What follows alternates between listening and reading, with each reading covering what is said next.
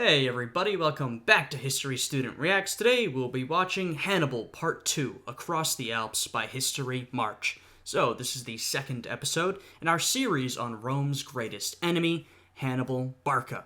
Last time we saw the beginning of the Second Punic War and Hannibal's approach from the Iberian Peninsula to the Alps. This episode, according to the name, we will be seeing one of Hannibal's greatest feats, his crossing of the Alps. I'm excited to get into this one. If you guys end up enjoying this video, I'd appreciate it if you would check out the Patreon or channel memberships, both of which can be found down below, and both of which give you access to exclusive reaction content, including plenty of Roman history reactions. Anyway, with all of that out of the way, let's jump right into this video. The prize of death on the battlefield is to depart from life in the heat of the fight. Well, there you go. A great warrior. And we're beginning with a map of the point at which we're at during the Second Punic War. You can see that this war is basically a battle over the Western Mediterranean. Both sides are at a fairly equal point. Of course, we know that Rome will win this conflict, and they will go on to conquer all of this territory, but at the moment, that is not clear at all. As you can see, Carthage holds a good chunk of North Africa, plus a lot of the Iberian Peninsula. And in fact, that territory in the Iberian Peninsula was gained due to Hannibal's family. Rome has primarily the Italian Peninsula, a couple of islands, and as we can see, a tiny bit of land in the Iberian Peninsula, which has recently been established. Two expanding empires who have come to this, what will be a massive conflict.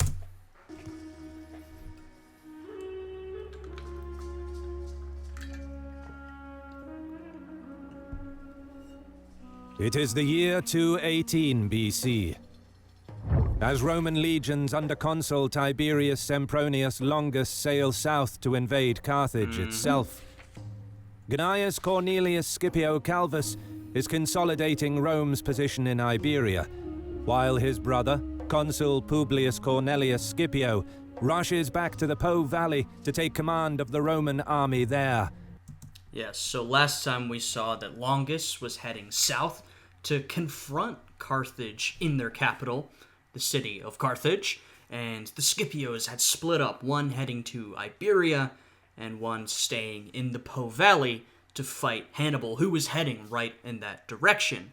Now, neither of these are Scipio Africanus, the most famous Scipio, but of course they are relations of his, and I'm sure we will see some of him very soon, or at least later on in the series when he becomes more relevant.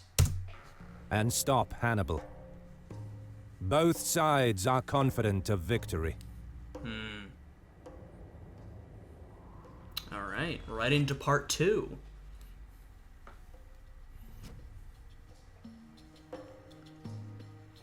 Although the Carthaginians are faced with serious setbacks in Iberia, in Gaul, Hannibal speeds up his approach to...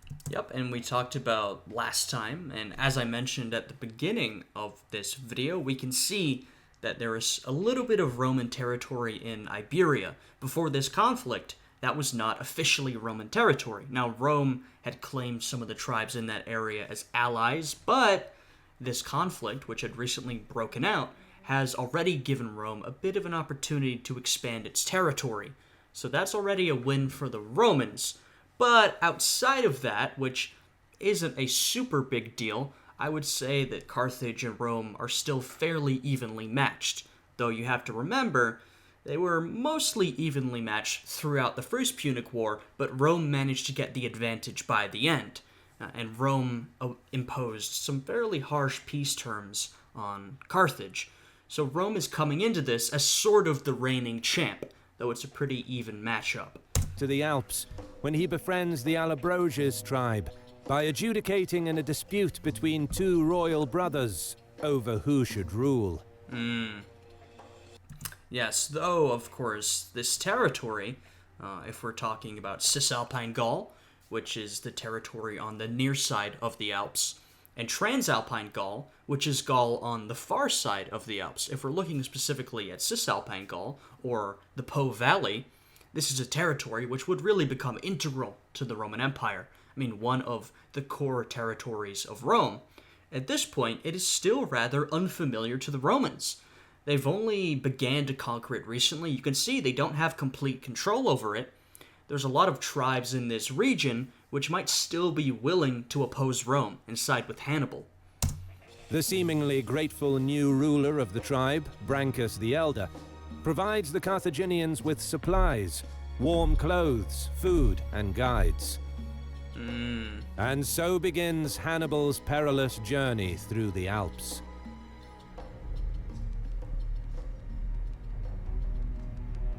But as the ascent begins, Brancus's friendly guides turn home. Here, Hannibal shows he is as skillful in mind games as he is in generalship. Sensing an ambush, he sends scouts ahead who report that the tribesmen are indeed mustering their forces just ahead. Very smart. Now, of course, you have to remember these tribes are looking out for themselves. They've got these two big empires, the Romans and the Carthaginians, that are now right on each other's doorsteps, and they have to decide what is better for them to do. Now, some of them will legitimately side with Hannibal, I'm sure, but others will try and take advantage of him, defeat him, perhaps to gain favor with the Romans, perhaps just to build power in their own right. I don't know. But Hannibal is showing he's a little too good for that. And this is a very good trait for a general to have, particularly a general of Hannibal's stature. Knowing your opponent, being able to play these mind games. This is something that, as we've done a lot of Roman history videos, we've seen Caesar was very good at.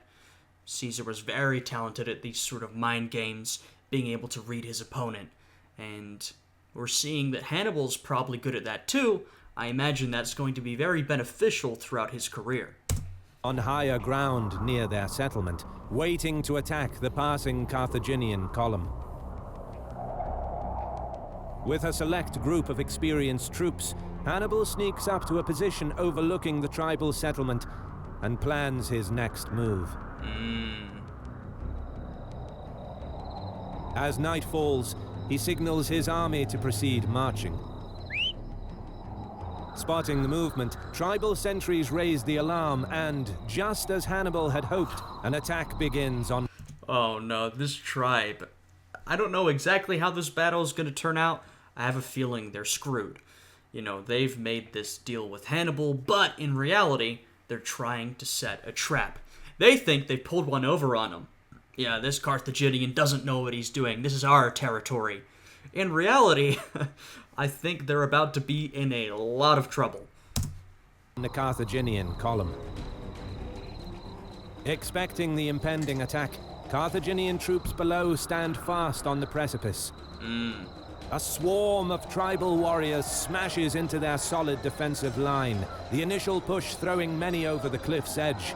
Wow, okay. I mean, these tribal warriors are still pushing back, though of course the Carthaginians are standing a lot stronger than if they'd been surprised. But this is a pretty brutal environment. I mean, you can imagine fighting in this battle, the midst of a brutal melee, and your comrades, if you're on the Carthaginian side, are literally being flung backwards over this cliff or slipping and falling.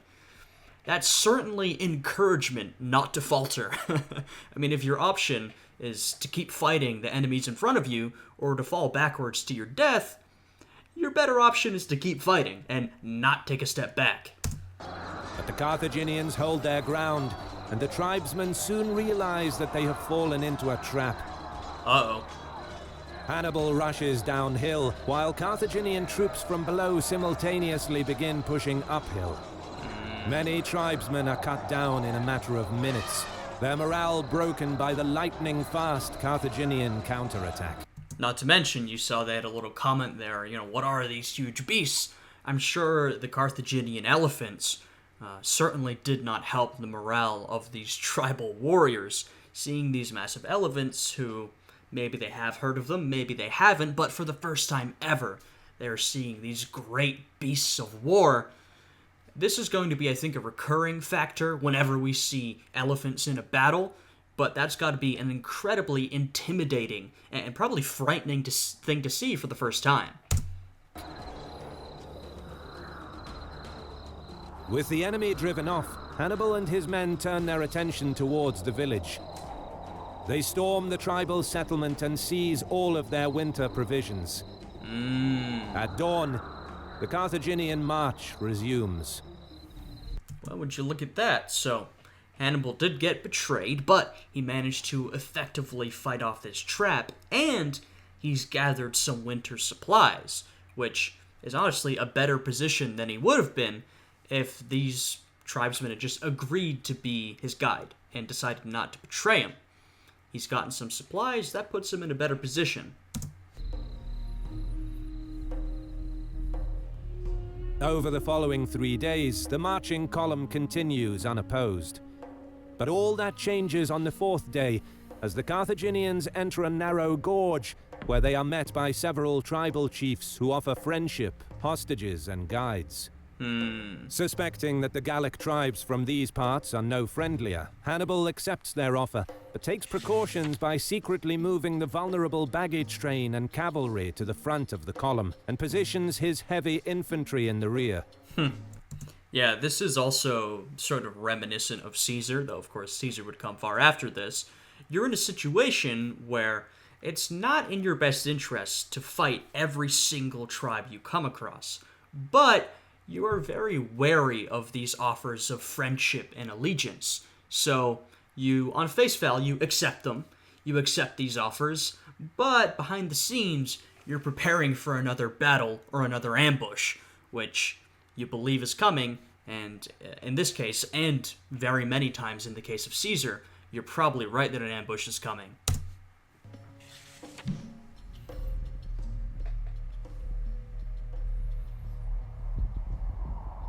As the Carthaginian march continues through the extremely narrow pass, the 200-meter vertical cliffs ominously tower over them. Wow. Yeah, I mean, that is certainly a dangerous position to be in. Now, Hannibal doesn't have much of a choice. He's chosen to cross through the Alps. This is all part of his plan to invade the Italian peninsula. But it's still a risky spot to be in. You're in this very narrow valley. You know, even if you have a big army, only so many of them can stand shoulder to shoulder, and you have these massive cliffs above you that obviously enemies could stand on and scout your activity, fire arrows or missiles down on you. So you're gonna have to be careful. And they are not alone. Oh, there they The are. Gallic warriors are watching from above. Having set up an ambush further up the gorge, the tribesmen bide their time, shadowing Hannibal's army for 2 days. But suddenly, at a very narrow point in the gorge, the Carthaginian column gets blocked from the front as the tribesmen unleash their attack. Uh-oh. Rocks and projectiles rain down from the cliffs above onto the Carthaginians below, killing many in the process.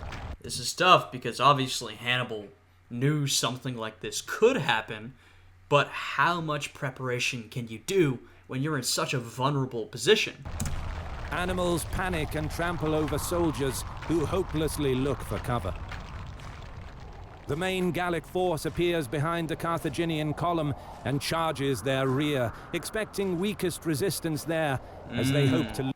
Now, he can't do too much to resist the fellas on top of the cliffs, but, as we saw, he already moved his vulnerable baggage train to the front, and some of his stronger troops to the back. So Hannibal is certainly ready for this, and he will not be left as vulnerable as would have been expected otherwise. Loot and destroy their supply train. But again, Hannibal proves he is one step ahead of his opponents, as the heavy Carthaginian infantry he previously placed in the rear pushes back the Gallic charge, And of course, you know, we're starting with Hannibal's career at the Second Punic War, but as we saw, and as I mentioned, all of that territory that Carthage holds in Iberia, most of that was conquered by Hannibal's family, primarily his father, Hamilcar. So, you know, I'm sure Hannibal has some experience with campaigning in these hostile enemy areas, dealing with these tribes, making negotiations, having to prepare for ambushes. So, of course, Hannibal doesn't exactly have experience with this in particular, this situation, crossing the Alps, having to deal with all these different Gallic tribes, but he might have some general experience that would prepare him for what he's dealing with here. Inflicts heavy losses on the enemy, forcing them to retreat after a brief battle. Hannibal then urges his men to push forward out of the killing zone as the barrage of rocks from above continues. It is not until one day later that the Carthaginians finally reach safety on the other side of the gorge. Wow.